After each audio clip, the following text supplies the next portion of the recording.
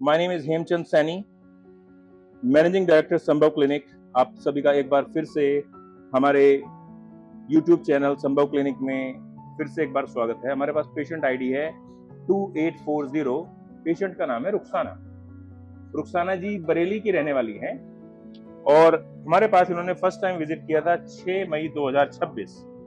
इनकी जो physical condition थी उस समय पे उसको थोड़ा सा एक्सप्लेन करने के लिए हमारे पास डॉक्टर संदीप जी हैं। डॉक्टर संदीप जी थोड़ा रोशनी डालिए, इनकी कंडीशन क्या थी उस समय? पेशेंट हमारे पास आए थे 6 तारीख को। इनको मॉडरेट प्लूरल इफ्यूजन, दोनों फेफड़ों में पानी भरा हुआ था। पेरिटोनियल कलेक्शन, पूरे पेट के अंदर पानी था। मेसेंट्रिक सिस्ट, पेट के अंदर गांठें, जिनका साइज यहाँ पे ये साइज मेंशन किया हुआ है। पेशेंट को पेसमेकर लगा हुआ है, बच्चेदानी का ऑपरेशन हो रखा है और इनकी पित्त की थैली भी निकली हुई है। मैं आगे हैंड ओवर करता हूँ। उम्र है पेशेंट की 51 ईयर्स, 51 साल इनकी उम्र है। हमारे पास में उनके रिलेटिव आए हुए हैं। आप पेशेंट की कौन लगते हैं सर? जी बेटा, आप बेटे हैं उनके। अपना नाम बताइए प्लीज। राशिद। राशिद में आपकी उम्र क्या होगी?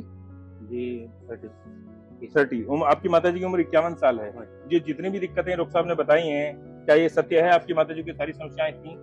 ठीक है। आज की डेट में जब आप हमारे पास दवाई लेके गए थे 6 तारीख में, आज है 24 मई, आप दोबारा से हमारे पास विजिट करने आए हैं। क्या इससे पहले भी आए हैं इस बीच में या 6 तारीख के बाद? अभी 6 तारीख के बाद आ जाए। ठीक है। जब आप हमारे पास आए थे तब में और अब में आपकी माताजी की ओवरऑल जितनी भी सिचुएशन है, जितनी भी कंडीशन इन्होंने बताई हैं, उनमें कुछ सुधार है? 19-20 का कुछ फर्क है? सर जो पानी भरा हुआ था पेट में और फेफड़ों में, सर वो अब निकल चुका है। सूजन सर बहुत थी वे सब। क्या पानी आपको कहीं हॉस्पिटल में जाके निकलवाने जाना पड़ा या दवाइयों से सूख गया है सारा? दवाइयों से सारा पानी सूख गया है।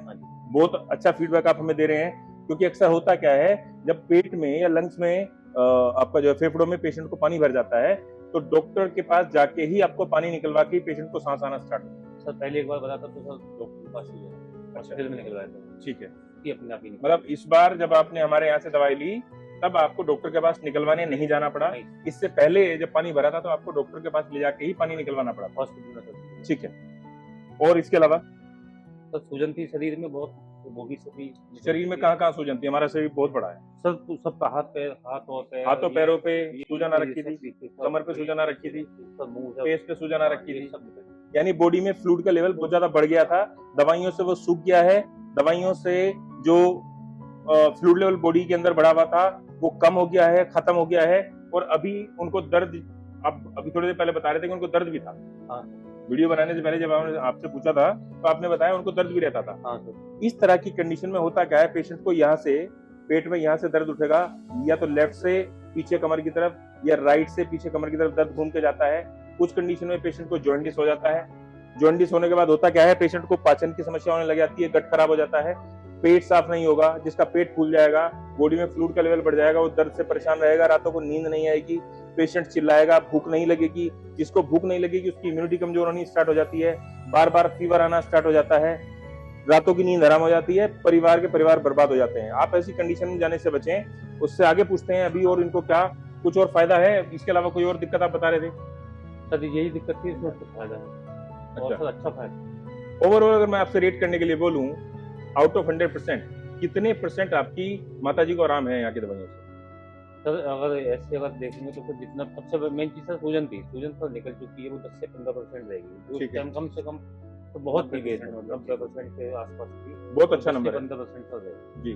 और सर ट्यूमर है तो मुझे पेट का साइज सबसे ज्यादा बड़ा था, सर वो भी कम हो, पेट का साइज भी कम दिख रहा है। देखो, हम ऑथेंटिक तरीके से तो तभी बता सकते हैं कि बीमारी कितनी कम हुई है जब हम रिपोर्ट्स कराते हैं।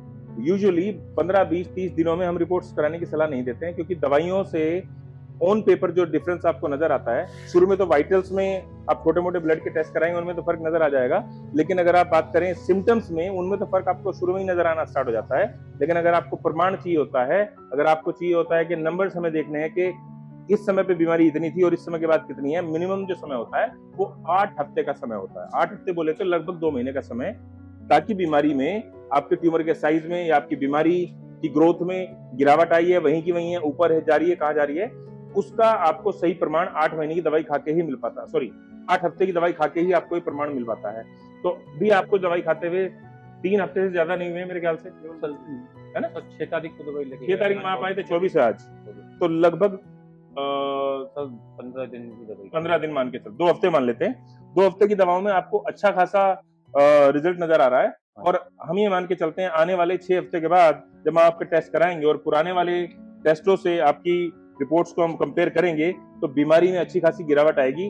और आशा ये करते हैं, हर पेशेंट के लिए हम ये उम्मीद करते हैं, आशा करते हैं और भगवान से शुभकामनाएं मांगते हैं कि आप अपने घर में स्वस्थ बने रहें, सही लोगों से जुड़ें, सही इलाज लें, सही रास्ता चुनें। सही रास्ता चुनेंगे तो सही जगह पहुंचेंगे। अगर आप लखनऊ की टिकट लेके लंदन की फ्लाइट में बैठेंगे तो आप लंदन नहीं पहुंचेंगे, आपको रास्ते में उतार दिया जाएगा। इसलिए आप सही रास्ता चुनें, अपने परिवार में स्वस्थ बने रहें, अपना ध्यान रखें। जय हिंद, जय भारत।